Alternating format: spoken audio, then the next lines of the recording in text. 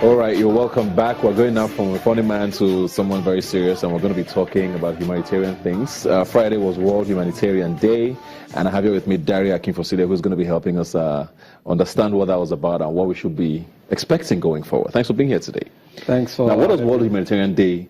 What is it supposed to achieve? What is that about? It's a day that has been designated to celebrate women and men that actually told front lines to help people in crisis. Okay. Millions of people are in crisis every day, from 130 million people needing humanitarian aid to survive, to 50 million people displaced from their homes, to victims of accidents, war.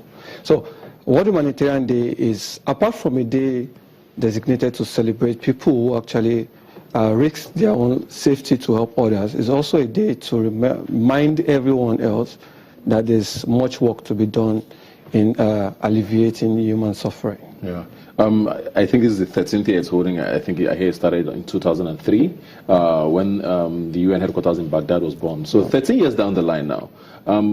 From then to now, have we made any progress? You know, I mean, people always wonder, days like this that are designated, they're supposed to help create an awareness on a particular issue. Has enough awareness been created in the last 13 years that you've seen people, you know, care more for humanitarian causes or humanitarian organizations? Yes, I believe so, but also in parallel, we are having more crises. We're having wars, we're having insurgencies, we're having...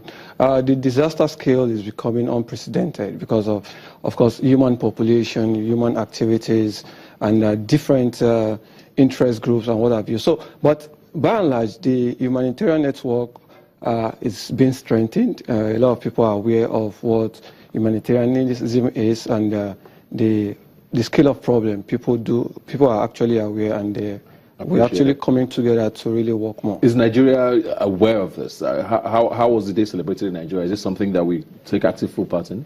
Yes, actually, the Nigerian atmosphere, it's, of course, we do have our own challenges also, and we are part of the international movement.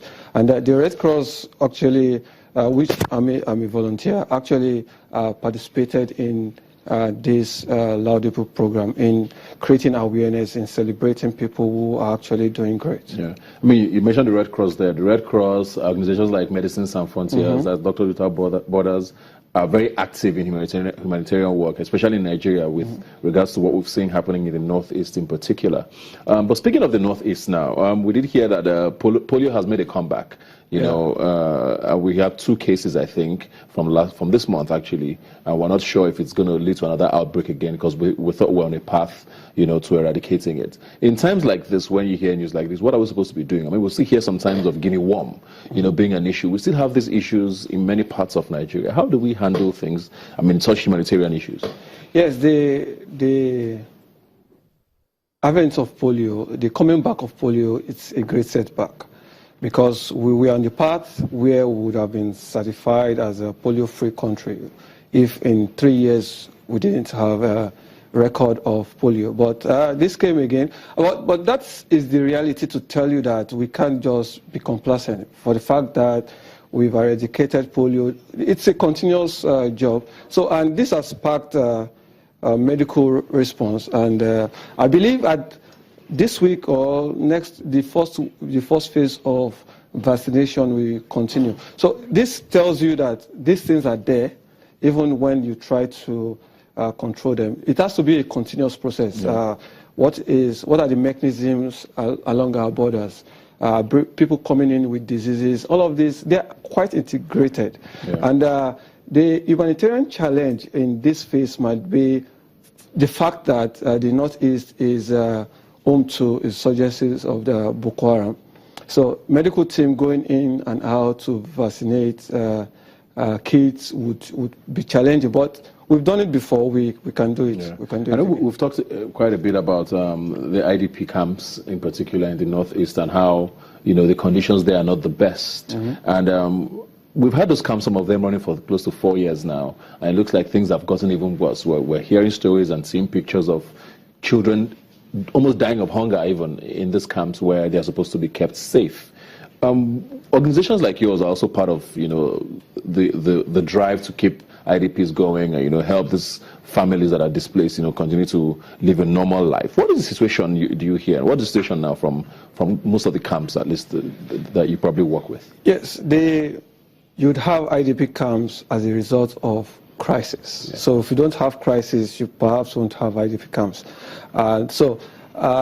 As long as these crises are there, Boko Haram, insurgencies, and what have you, the security of life and property is linked to what is happening. So if the government is winning the war against insurgencies, people go back to their home, the IDP camps become lighter.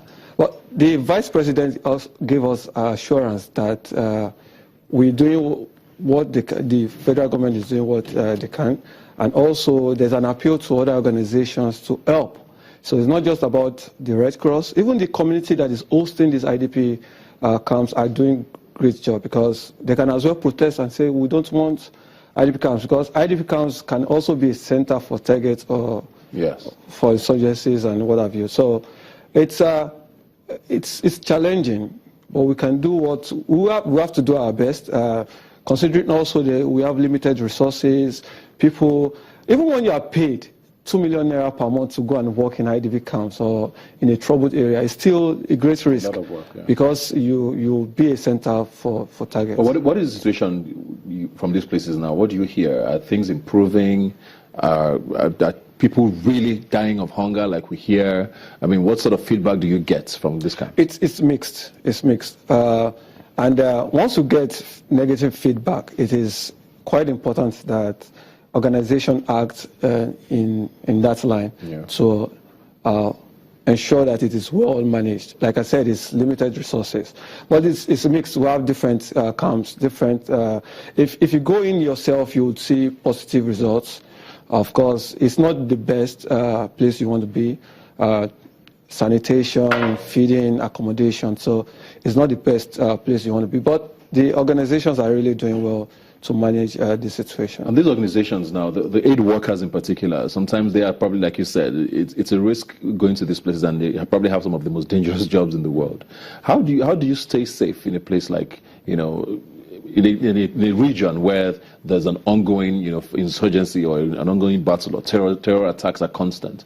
What do you guys employ to stay safe? Okay, there might be difference from one organization to organization, but however, there is this network of humanitarian aid workers organizations, and we do have guidance.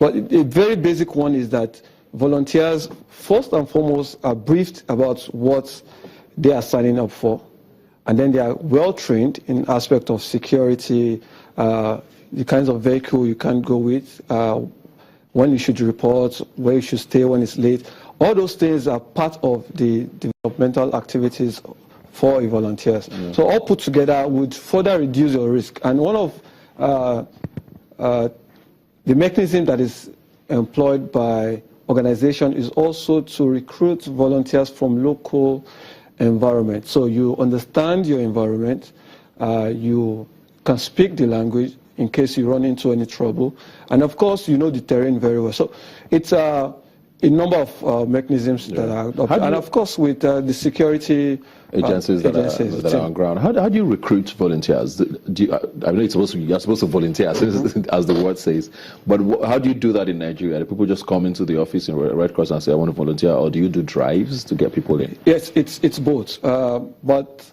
people who are aware that there's a cost that can be supported can walk into Red Cross branches or divisions and say, okay, this is what I do, this are my spare times, and this is what I can volunteer with. So we have such, and in specific situations where we have certain needs for volunteers or certain needs for certain skills, we actually do the drive.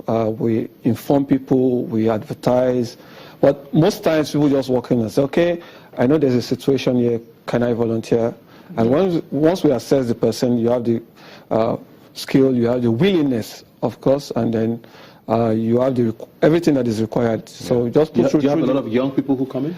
Of course. The strength of most organizations are actually in the young people, the youths. All right. We have most of them. Thank you very much.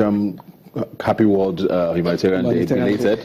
Hopefully, we hope you continue to do the good work that you do. And why I asked about young people being involved is I know people who would like to be a part of things like this, and it's nice to hear that people are doing things. And you volunteer with the Red Cross. Exactly. And there's of course a lot of other organizations that people can be a part of. Thanks for being here today. Thanks for having me.